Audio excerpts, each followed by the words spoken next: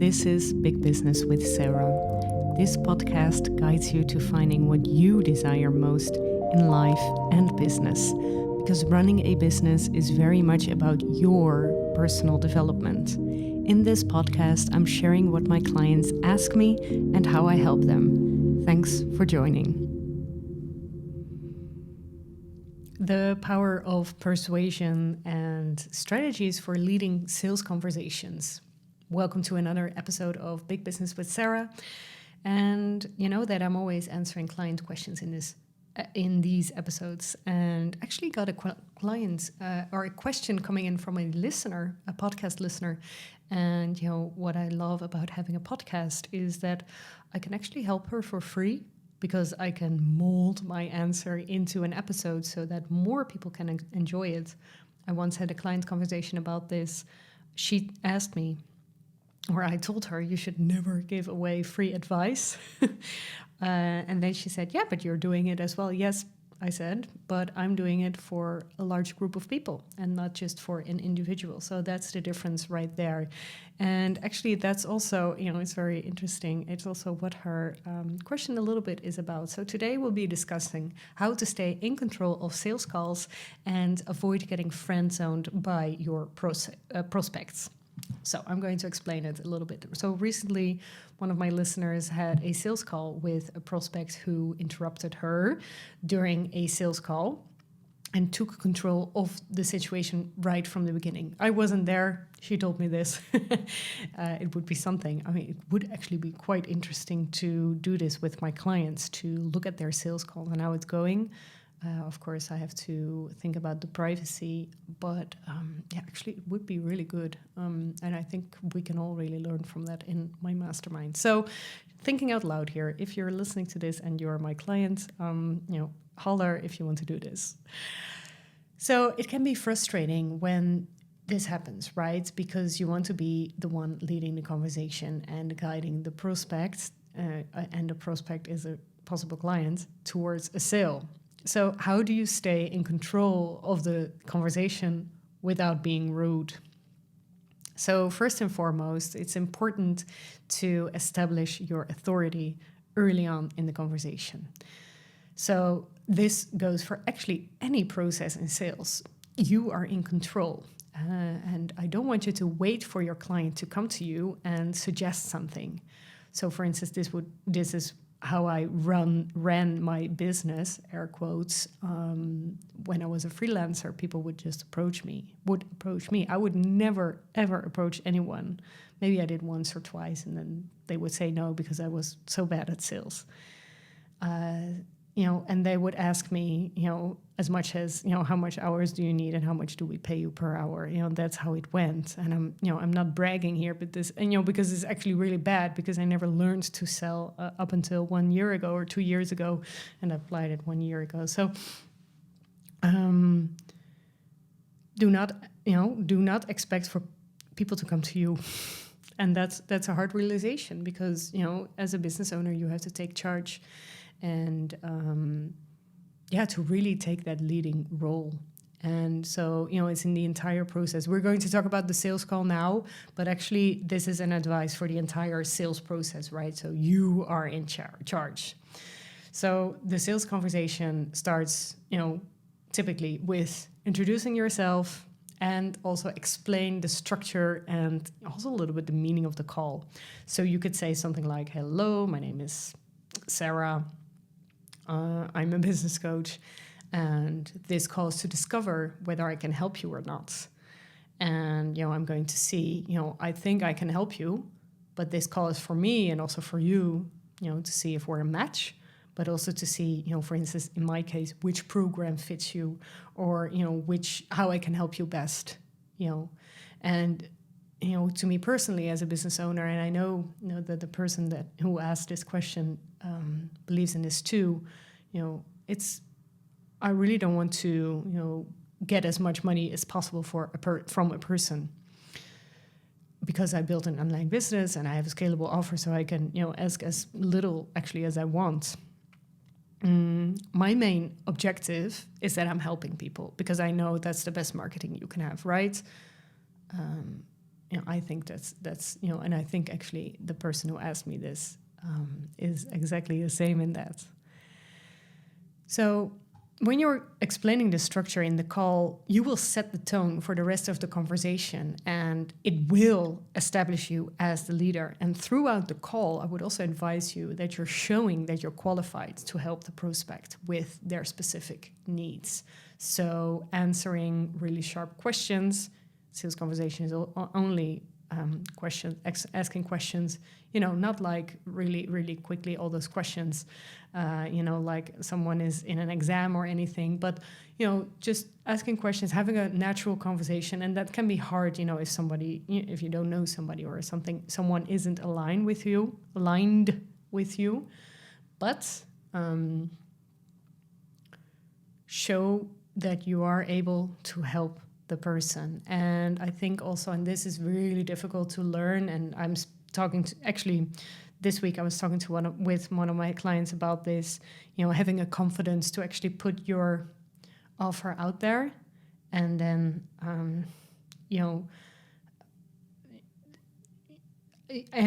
she told me, yes, but you have so much experience. But I said, yeah, but I didn't when I first worked with you. She was one of my first clients actually. And I was very confident I could help her, but actually I didn't know exactly how. And that's fine. But if you are confident that you can help someone, that's already, I think, the biggest step that you have to take. So what happens in this case of the listener if the prospect interrupts you? Because this happens. Sometimes people take over, and I've been talking a lot with other entrepreneurs about, getting in the energy or the mood of someone else, and someone else maybe being, influencing you a lot, influencing your mood or, the way you respond. So if the prospect interrupts you, acknowledge their question or their comment, but then quickly bring the conversation back to your agenda. So you can do this, for example, by saying something like, well, that is actually a great question. You're acknowledging that. Or maybe they're interrupting with something that, an observation. Then you can say, that's a great observation. I agree or disagree. But, and then there comes the but, let me finish explaining my services and how I can help you achieve your goals. Or I would like to share with you how I could help you. Maybe not start this sentence with a but, just kind of naturally go into your leadership state and kind of say, because you are actually helping people by taking charge, right? People like to be guided by you. That's, what they want from you, because, they think you're the expert. So another way to stay in control of the conversation is to ask open-ended questions that require more than a yes or no answer. So this will, maybe you're already doing this, but just another extra suggesting, this will keep the conversation flowing and give you more opportunities to guide the prospect towards a sale. So, I think, asking, because, for instance, when I started with my sales calls, I always had a script, and now I have more of a structure. So I always try to make those questions as natural as possible. So I know a little bit what I'm going to ask the person, but normally I would never write that down. And another thing is that, to remember is that sales calls are fun. It is a way to connect with people and see if they are a great fit for you. And so I remember, those first sales calls, my salary was really depending on it. So you can imagine my eagerness to work with not just anyone, but, most people I would not really qualify the leads. But, luckily those people sensed that and they decided not to work with me. They decided not to work with me, which was, looking back, a blessing in disguise. But I didn't know that back then. Of course, crying is maybe a big word. But I was very disappointed that people didn't want to work with me or said no. So maybe, could also be that this person isn't right for you. Or maybe they are, but not yet. So this could all be a possibility. And I would always encourage you to never give up, to keep filling up that pipeline, not let everything depend on one sales call. And actually this week's newsletter is going to be all about that. And always following up with confidence and taking charge. So now let's talk about the second part of your question, the friend zone. So I think it's important to build rapport with your prospects, or former clients actually, but you don't want to give away too much free advice or support. This can lead. So I'm actually sorry. I'm not really sure if I mentioned the part about the friend zone in the beginning of the episode. So the question was, how do I stop someone from taking over the conversation, but also how do I stop people coming back to me in the DMs and asking me more questions and asking me for free advice? So sorry, that was the entire question. I can't remember if I just mentioned it to you, but so here it is, maybe a repetition, but yeah. So I think it's important to build rapport with your prospects, but you don't want to give away too much free advice or support. So this can lead to the process or prospect or former client seeing you as a friend instead of a business partner or someone that they work with. And to avoid getting friend-zoned is a little bit, in line what I said before, is to set very clear boundaries and expectations. And you can still do that mid-process, right? You can say, let the prospect know what they can expect from your services and what is included. So be very clear about that. And if they want additional advice or support, explain that it will require additional payment. So on the bright side, when I was preparing this episode, I thought this might be a really interesting opportunity to broaden your product tree. And, the product tree is something that I developed, and it's your product suite. And, is there something missing right now that you can add to your tree, as a branch and sell? So maybe even offer them a package deal that includes ongoing support at, for instance, a discounted rate. So, for instance, if you're saying, you can say something like, yeah, well, if you want to have a 30-minute call a month, then for 12 months, you can get 1 month for free or 2 months for free. Something like that. Play around with this, I'm helping my clients do this all the time through my, big business method, which is all about that, and to learn to really have fun. And I'm doing that too for my business. And I just shared my product tree, and I'm developing a lot of new products, and I just shared it with them. And actually was. I always try to be very concise, but I'm not. I created a 36-minute video of where I was coming from and, where my business is going, or where my product tree is going and growing, actually. And it's so much fun because I realize, using my own method, that, once your products are aligned with, what you do and believe in, it is so easy creating all of those branches. So if this is difficult for you, go back to the drawing board. Is what you're doing really, what you should do? If people are, asking questions that you really don't want to answer or can't answer, why, maybe politely say, set those boundaries and say, what, if you want this, here is a great option for you.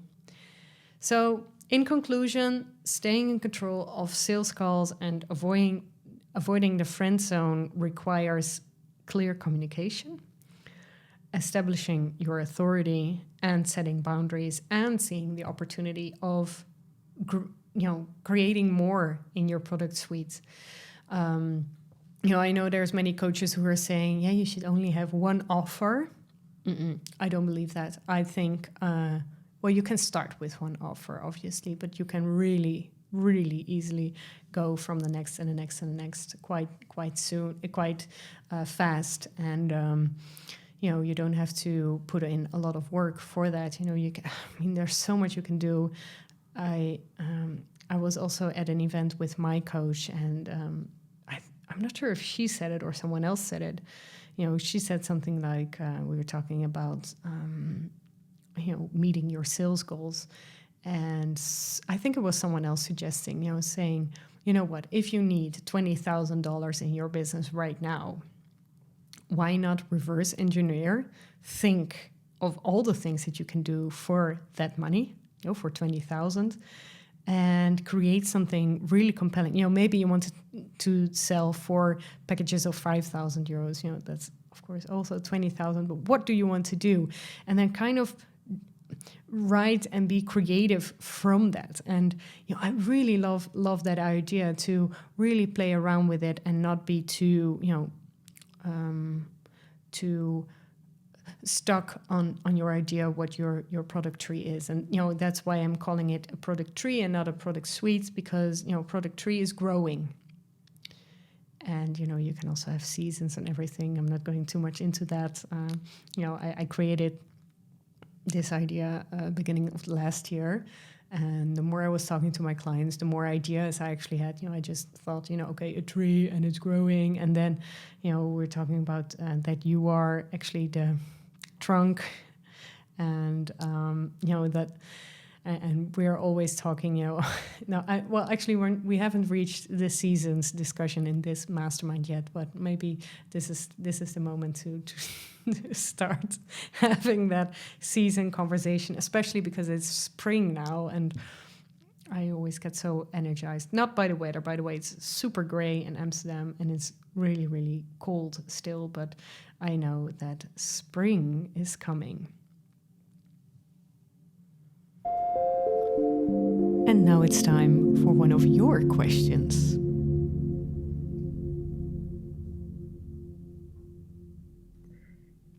Hey Sarah, my name is Priscilla from Ecuador, and my question is how not to let yourself get overwhelmed or let fear, anxiety get to you when you have a product launch, but you are also going through a lot of personal changes or a lot of things in your personal life that it feels like it's all getting in the way. Thank you. Yeah, that's a beautiful question from you, Priscilla. And I think everybody recognizes this in some way, like really kind of life taking over. So this could be something really big. So I'm seeing this, with my clients, but also for me personally. If there's something, for instance, I recently lost a family member, and I was so surprised with how much. It's not that I didn't like it. Of course, of course I didn't like it, but it's not that I didn't like it. It was taking up more time of me than expected. That's what I meant. No, I was actually really, and I was surprised with how sad I was about the loss. And I was also doing a speech at the funeral, and then I was, looking back at, and thinking back about our relationship, with me and that family member, and then I thought, oh, you know what? Actually, we really had a good relationship, and it was actually so nice. And sometimes you kind of forget about that. Because we didn't really speak a lot to each other, but when we did, it was a very, very deep connection, and it can kind of take over, and that there is kind of a layer of that feeling and that emotion that is constantly there. And now that it's a few weeks ago, I realized that I really had a mourning process, and sometimes you don't really realize that in the moment itself. So that's just a personal example, of an event that can really take over. But also, for instance, my clients, I don't have children myself, but actually almost all of my clients have children, and then sometimes their life just happens, and they just have to be there for their children. For instance, if a child is sick, you have to pick it up. You have to pick the child up from school, or swimming lessons, or I don't know, your partner is ill, or whatever. It can just happen. And also our schools in the Netherlands. Most of my clients are Dutch. they require actually a lot of help from parents. So, and then, most of my clients are female. And actually, a lot of work is, being put on their shoulders. And I'm not saying that their partners are bad or anything, but it is most of the time that the mother is being, called up or anything, like that. So, it's a pattern, and I'm reading a lot of books about that.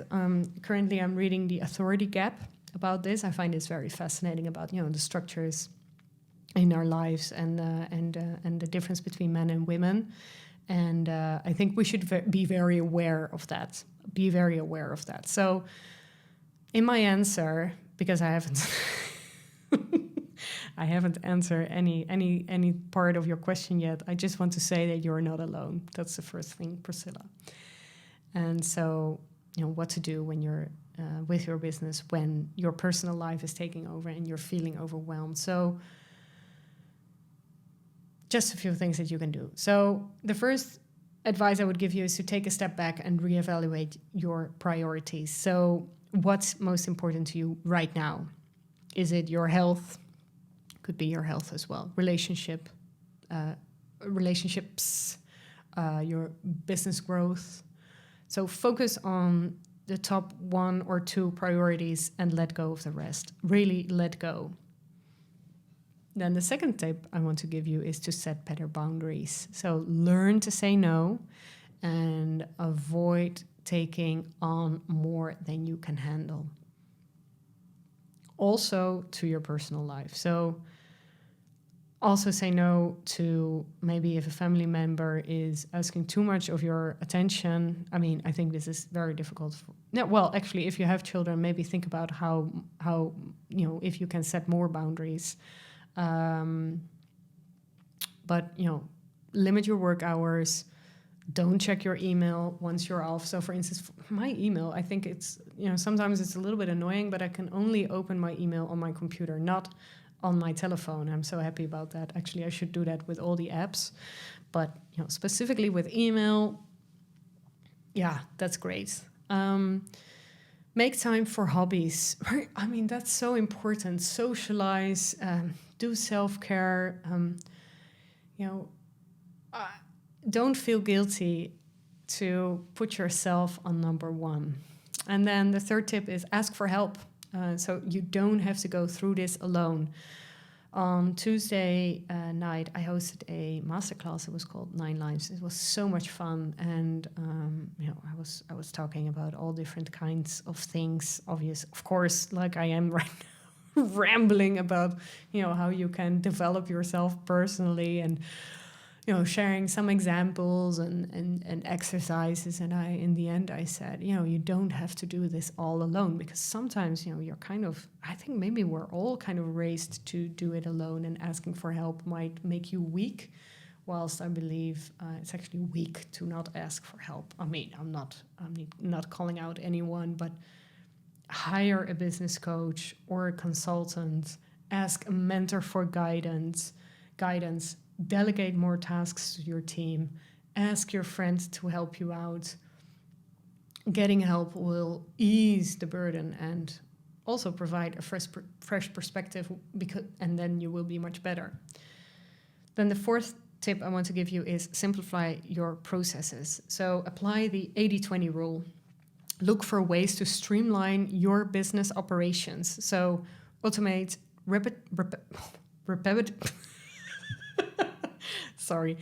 repetitive tasks, cut down on meetings and paperwork, create, instead of 1-hour meetings, create 30-minute meetings, take breaks, focus on high impact activities. Simplifying will reduce stress and free up your time and mental energy. And then the last tip, the fifth tip I want to give you is take a break to recharge. When life feels chaotic, it's very, very easy to get burned out, and we don't want that. So step away from your business for a few days or weeks and take a much needed break. And whilst I'm saying this, and whilst I was writing this down, I was thinking, oh, this is me. I should really do that too. Because, for instance, for me, I'm currently in between launches, and I've been not very smart.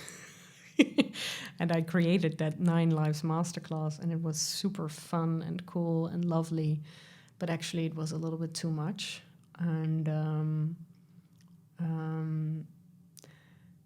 but I always have this idea, but it's a fun idea, and I'm getting very energized, and I'm actually doing it the way that I really want. So I'm not spending any more time on it than necessary. But yeah, I could actually really take a break. So do something you enjoy, like going on vacation, pursuing a hobby, spending time with loved ones, and it will help you feel rejuvenated and better able to handle challenges. Now, I have a question for you.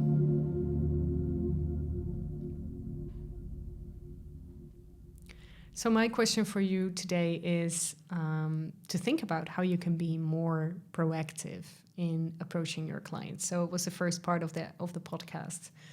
What can you do to land them? What is your current client's process, or actually, as you call it, your customer journey? How do people come to you? Write this down for yourself. Also, maybe have a checklist on how to qualify your leads. While I'm saying this, well, I'm thinking, why I don't have that checklist. It's in my head, but I should write it down. Do you have a process for that? How do you qualify your leads? Are you qualifying them before the sales call or during the sales call? I think you should do it before, because then you don't have those terrible sales conversations anymore. You're actually going to have a lot of fun and you can close more.